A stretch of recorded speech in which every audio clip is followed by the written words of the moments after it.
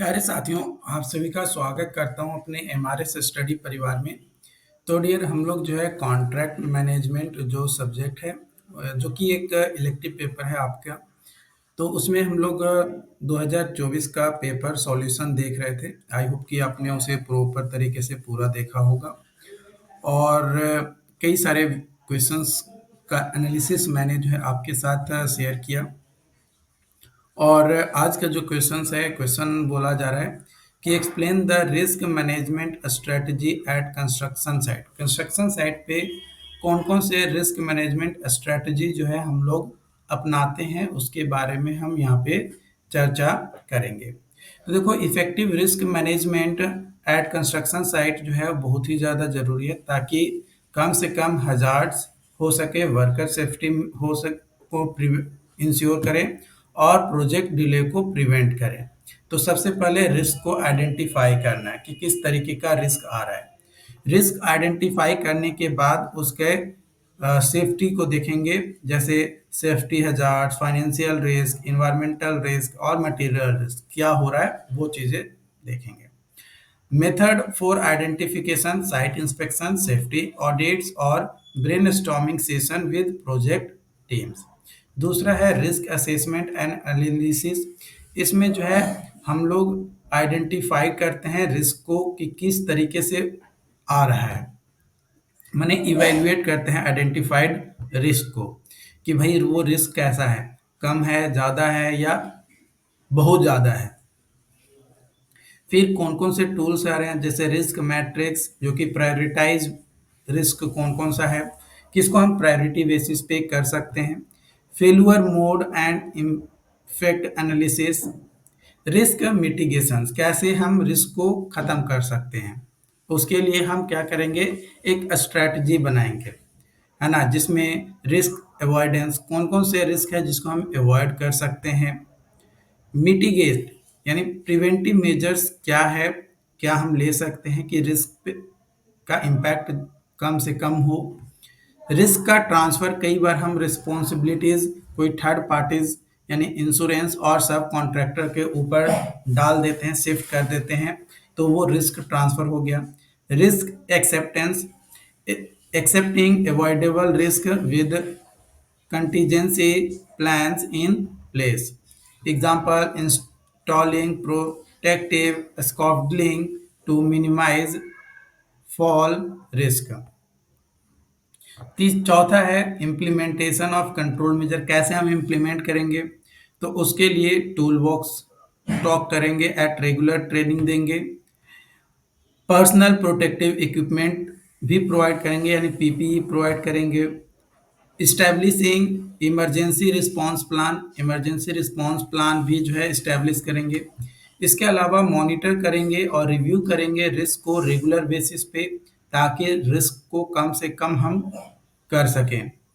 And उसके बाद communications और डॉक्यूमेंटेशन मेंटेन करेंगे, एक clear communication among project stakeholders about potential risk, और सारे मैनेजमेंट एक्टिविटीज़ का रिस्क का एक डॉक्यूमेंट बनाएंगे जिसमें control measures, incidents, corrective actions, ये सारी चीज़ें मेंशन होगी। इसके बाद कंटीजेंसी प्लानिंग प्रिपेयर करेंगे, बैकअप स्ट्रेटजी को, कि अगर किसी तरीके का फिर भी रिस्क आ जाता है तो उसको कैसे हम हैंडल करेंगे, उसके लिए एक बैकअप स्ट्रेटजी भी बना के रखेंगे।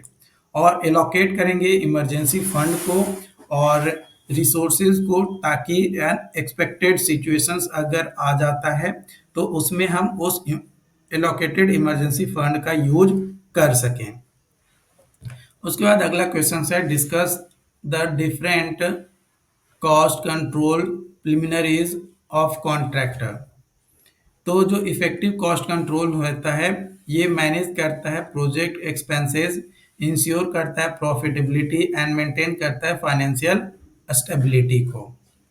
तो इसमें सबसे पहला आता है डिटेल प्रोजेक्ट एस्टिमेशन। प्रिपेयर करेंगे एक एक्यूरेट बिल ऑफ क्वांटिटीज, यानी BOQ, including material cost, labour cost, equipment expenses and overheads. Conduct a thorough analysis of market rates for materials and labor. Use estimating software like CADI, PlanSwift, CostX to improve accuracy. Budget planning and allocation develop करेंगे एक well defined project budget को that align with approved and cost estimate allocate करेंगे funds को for each construction phase ensuring proper resource distribution set aside contingency funds for unforeseen expenses resource planning and optimization schedule material deliveries to match project timelines, avoiding access shortage cost, optimize workforce allocation by assigning skill labor efficiency, and use equipment efficient by managing idle time and ensure proper maintenance मतलब proper maintenance और idle time को minimise करेंगे कि भाई कोई भी आदमी हमारा खाली बैठा ना रहे वो कुछ ना कुछ काम करते रहे vendor and supplier management vendor और सप्लायर से कोऑर्डिनेट करके हम अचीव कर सकते हैं कॉस्ट इफिशियंसी को और मॉनिटर करेंगे material quality to avoid rework cost मतलब दोबारा काम करने में हमारे पैसा ना लगे इसलिए मटेरियल की क्वालिटी को हम चेक करते हुए काम करेंगे cost monitoring and tracking implement cost tracking system to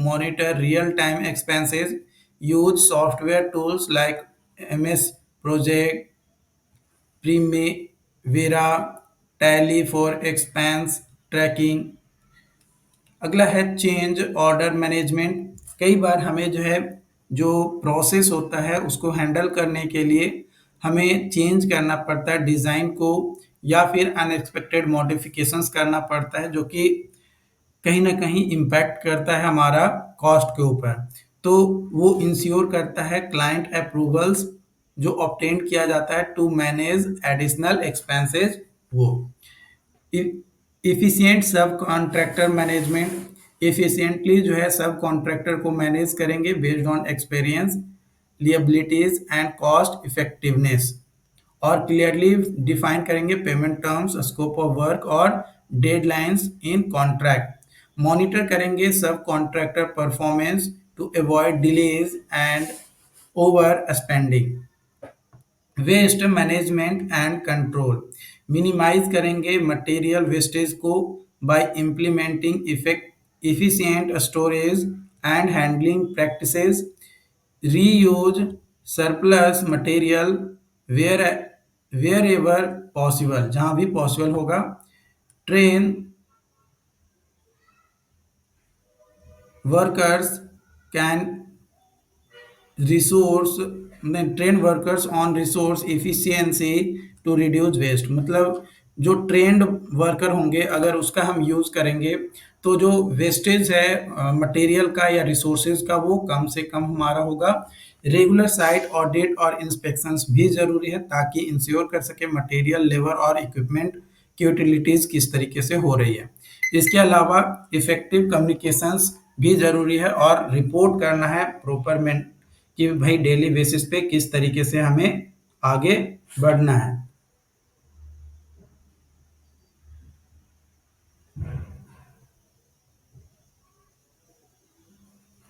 okay और प्रोवाइड करेंगे एक डिटेल प्रोग्रेस रिपोर्ट यानी डीपीआर ताकि उसमें हाईलाइटेड कॉस्ट रिस्क और करेक्टिव मेजर्स आपका हो सके 9th नंबर पे आपका क्वेश्चन है साइट शॉर्ट नोट्स लिखना है कोई सी भी दो पे lead time delay factor ABC analysis in inventory control and award of contract तो देखो सबसे पहले बात किया जाए लीड टाइम डिले फैक्टर की तो ये टाइम गैप होता है between placing an order for material equipment and services and their actual delivery और availability for use in construction delay in lead time can severely impact project timelines and budget.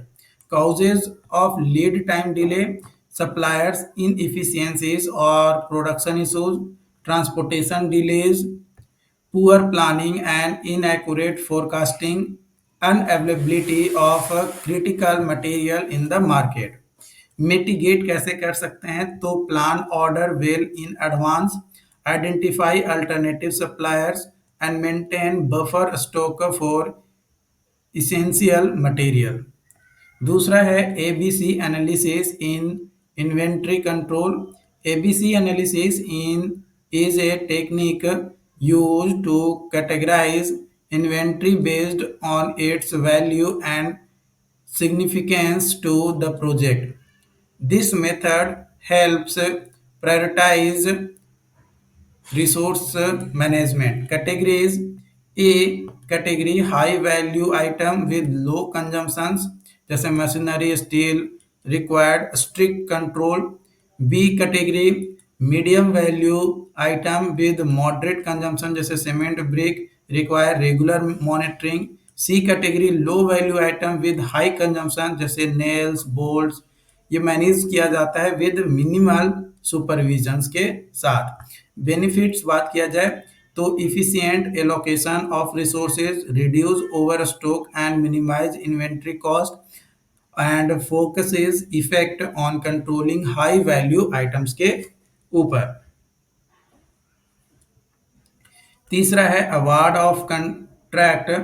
Award of contract एक formal process होता है of selecting contractor और supplier for construction project after due evaluation of bids और proposals.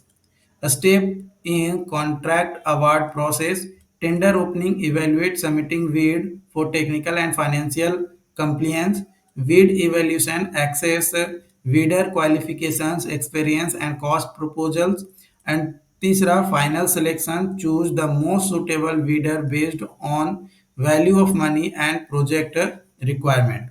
तो ये आपका जो है यहाँ पे दिया गया है एंड कॉन्ट्रैक्ट साइन करवा लेते हैं legally binding terms and condition के साथ। और इम्पोर्टेंस बात किया जाए तो इंश्योर करता है transparency in the selection process, ensure आपका हेल्प करता है secure contractor best suited for the project needs, and तीसरा reduces risk of cost escalation and delays को। तो ये तमाम पॉइंट्स हैं जो कि आपके लिए मैंने शेयर किया है। आई होप कि ये तमाम सवाल जो मैं आप लोगों के साथ एनालिसिस प्रॉपर तरीके से किया, ये सारी चीज़ें आपको जो है समझ में आया हो।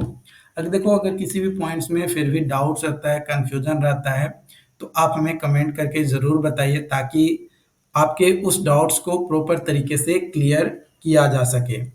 ओके, तो मिलते हैं नई वीडियो में कुछ अलग टॉपिक के साथ, और एमसीक्यू क्वेश्चंस भी मैं आप लोगों के साथ बहुत जल्द शेयर करने वाला हूं, तो उसे भी आप लोग जो है ज़रूर देख लीजिएगा ताकि आपका सारी चीज़ें प्रॉपर तरीके से कंप्लीट हो सके। देखो, जब तक आप प्रैक्टिस नहीं करोगे तब तक कुछ नहीं हो सकता, तो प्रैक्टिस आपको ज़्यादा से ज़्यादा करना होगा। अगर आप प्रैक्टिस नहीं करोगे तो फिर आपको जो है बहुत ज़्यादा प्रॉब्लम क्रिएट हो सकता है। तो इस चीज़ को ध्यान रखिएगा कि प्रैक्टिस से आप बेस्ट से बेस्ट बन सकते हैं, क्योंकि वही एक रास्ता है जिसमें आप और बेहतर बन सकते हैं। Okay, thank you.